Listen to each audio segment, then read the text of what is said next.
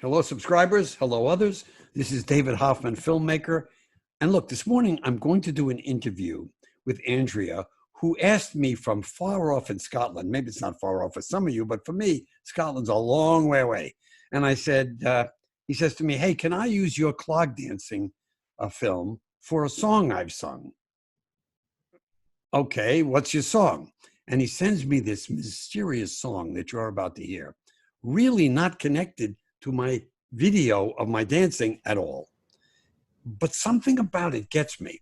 So I say, okay, Andrea, I'll let you use my video if you let me use the interview that I'm about to conduct with Andrea. So, Andrea, first of all, where the hell are you in Scotland and what's it like there? I'm in Glasgow in Scotland, which is on the west coast of Scotland.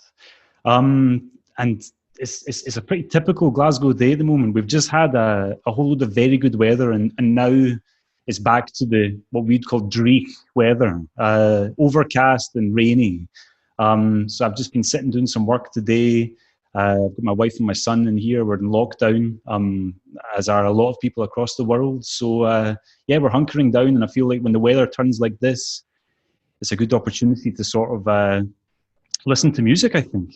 Are you a musician full-time? Is this your profession? And if it isn't, I mean, why are you doing it? I find that that making music and getting together with people and playing live and playing in the studio gives you a sense of meaning to your life, you know, and it's a good creative outlet. I feel that it's important to nurture that sort of aspect of your life, I think. So you've asked me to use my clip, and I get your song, and it's got nothing to do with my clip. Let me give the subscribers a sense of this. Here's the words to Andrea's song. I may stumble after night upon night, up in our kitchenette, losing the frame. When you grow old, there's weeks of sadness in letting go of your one true ambition. By the way, the name of the song is Ambition. When you grow old and no longer answer questions, is it me you should be asking? What happened to the kindness? Sounds like this person's had a rough time of it, and it's got nothing to do with the song. So with the video, with my video. I think at the time when I wrote it, I was very hung up. It's funny that we speak about this after what we just said. I think I was very hung up on this notion that you spend your teenage years longing to have notoriety for whatever art it is you make. And to, you know, to be famous and to be in a rock and roll band, you know, it's the dream of many young men and women. I mean, I think that when I was coming into my late 20s, I see a lot of friends deciding to start families or take on more professional jobs and kind of going, it's not going to happen for me music wise. And I think there is a sense of sadness in that kind of, in letting go of a teenage dream. I've subsequently changed my feelings about that, you know, probably because you're forced to. But I think that's sort of the kernel that the song is based on. My wife is a painter who also has a day job that's nothing to do with painting. So the two of us are sort of bound in this kind of, it's a pretty schmaltzy term to use, but like the creative struggle, you know, this sort of, you have a burning inside of you that you want to put out there, but you can convince yourself that it's all about other people hearing it or other people seeing it. But ultimately, if you kept it locked away, you would still endeavor to make the work, you know? So I think that is, that is, to me, is the meaning of the song. Your video, the violinist in the band came across your video and put me onto you, and I watched a series of videos on your channel, and we were really struck by how it could be synced with the tempo of our track. And then the beauty of it was that you take these two separate components, and when you combine them, they in fact it's almost like a collaboration, you know. It's the meaning of the film and the meaning of the music and the lyrics go together to create something new. And it's sort of the ambiguity of the lyric that you just read out is it can be almost monopolized on by your video, and all of a sudden you start to kind of imbue these characters in the footage with maybe a line that I sing, and then there's this great bit that Eileen cut where there's a guitar solo and it goes to the band who are playing for these people to dance to, and it's just you forget that it's unrealistic that this music is being played at this event. You just kind of I personally get lost in it. All right, look, I've held you back enough. You've got to hear what Andrea did, but hang on, because after he and I continue talking.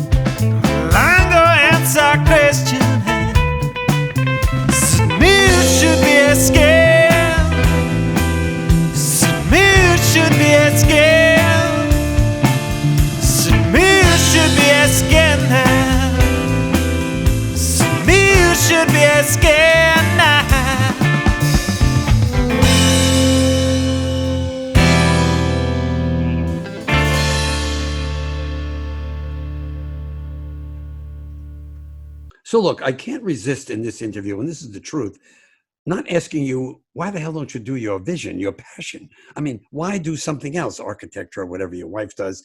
My world is, I didn't have a choice. I was not an architect, trained intellectual. I couldn't do anything else but this. So fortunately, I found ways over the course of my life to survive, make a living, and do what I'm passionate about. Now, you may be passionate about architecture, but give me a sense of why you don't just jump into this thing more. You got the band, you got the music, you got the passion, you write poetry. It's a good question. I suppose I've got a twin love. I love art and architecture, and I love music, and I genuinely feel that the practice of both of these improve each of them.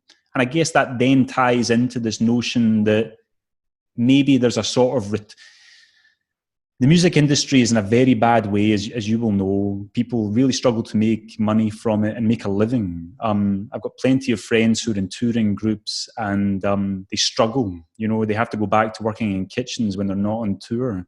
It doesn't all come down to money. In my world, I'm lucky enough to be in a fairly solvent state, but I feel that there is maybe a return to this notion that the professionalization of making music and making art has maybe been questioned. And take your video, for example. In that video, I don't know for sure, but I would anticipate that these guys that are playing in that group there are Sunday players. They are of great skill and complexity in what they're playing, but I imagine they played it for the love and joy of doing it. They might have got given tip or something like that at the end of the dance, but they did it for the love of it. And I think that is something to be, it's something that should be applauded, I think, you know? And it's sort of this notion that we are a collection of people across the world who are all making art in our spare time. Spare time is maybe a misnomer there, but, you know, we're making work for the love of it, you know? If someone comes along and goes like that, I will pay you money to perform, or I'll buy your record or something like that. That's great. That's a massive compliment to be paid, I suppose. But at the end of the day, I will make my work regardless of audience, I suppose. Nobody's ever asked me that question. It's a damn good one. Well, of course they were doing it out of love. It was unbelievable. The passion in the Appalachian Mountains, in the Western North Carolina mountains, for music, for dance, for storytelling, for a certain way of speaking. You can relate to it as a Scottish guy, for sure. So can the Irish. In fact, they're constantly debating on my YouTube channel whether it's theirs or yours or English. It's a combination mixed with some African banjo and some other stuff. But you're absolutely right. When money came to Appalachia, when money came to that instrument, that song, that dance, it didn't change most of them. And people are always worried. It's ended. That was a great old era. It hasn't ended. You're absolutely right. There are people not only in the Western Mountains of North Carolina and in Scotland and Ireland and England and Japan doing this all over the world. You're absolutely correct about that. I really appreciate what you've said and the way that you've said it. So in closing, do you come from the working class or the architecture class? You know, good college, great institution. I mean, just give a sense of your background. Well, I'm middle class, I suppose. My father is an Italian immigrant. He came to Scotland to study, in fact. And my mother is from, I guess, a sort of working class family who are from Glasgow. So I guess I've been, a hybrid. I suppose I see both sides. You know, I would probably more have a kinship with more working class people, but in this country we have the benefit of free education at university level. So I guess that also allowed me the opportunity to go, I make music, but would it be great to pursue architecture as, you know, in the first instance as a safety net? I mean, subsequently it's become the what I make my bread from, you know. But in terms of this oral tradition you speak about, it's all over the place in Scotland, and there is sessions and there are gatherings and pubs and clubs, and that have been put on pause for the time being, I suppose. But people will continue to play in their homes. You are a beautiful person to me. I love your accent because it's unfair. I mean, in the United States and having a New York accent, all I can tell you is my son, whenever he hears your accent, one of your people's, he says, they're so beautiful. They're so smart. They sound like everything's so poetic. That's the way it goes. So I love that. It goes both ways, David. I have a massive soft spot for your accent as well. I feel that my wife and I have been watching The Sopranos over the last since lockdown started, and we're walking around the house doing the accent. It's got a great. I feel like there's a sort of there's a whole mythology to the West that Scots are obsessed with. You're an Italian, as we say in New York, but you're as Scottish as a Scotsman who's been there 100 years or 1,000 years. And your wife is Scottish. So have you adopted that culture, or in your heart of hearts, are you still an Italian? In Scotland, or in Glasgow, in the west of Scotland in particular, there is similar to New Jersey, I suppose, that there's a massive influx of Italian immigrants. So there's a sort of there's a kind of like, I guess, a sort of like a mongrel culture here, where we've got this mixture of the two. So I don't really feel I have to split myself down the middle. I feel Glaswegian and I feel Italian. When I go to Italy, I don't feel Italian. I feel like a Scot. It's a funny situation to be in, but it takes you places. I think that people, if they hear your name or they know you're of Italian origin or extract, they have expectations of you. Or you must be a good cook, you must have a large family, blah, blah, blah. And sometimes that can be frustrating, but often people have a great sympathy or they like Italians. There were times when this was not the case, and there are times when this is not the case for other cultures or ethnicities. But at this state of play in Scotland, the Italians are well loved, and I think that I've done well out of that. Well, Andrea, complimenting you is not enough. It's fun to talk to you. I'm sorry we can't go on for an hour. Maybe if the subscribers say, hey, talk to that guy some more, find out more about him, find out more about Scotland, find out more of his music. And some of it you can see, or rather hear, because I'm going to link in the description to other songs that he and his band have done. Anyway, thank you for watching. Thank you, Andrea. I loved it. David, thank you so much for having me. It's been a pleasure talking to you, and I look forward to speaking with you in the future, hopefully.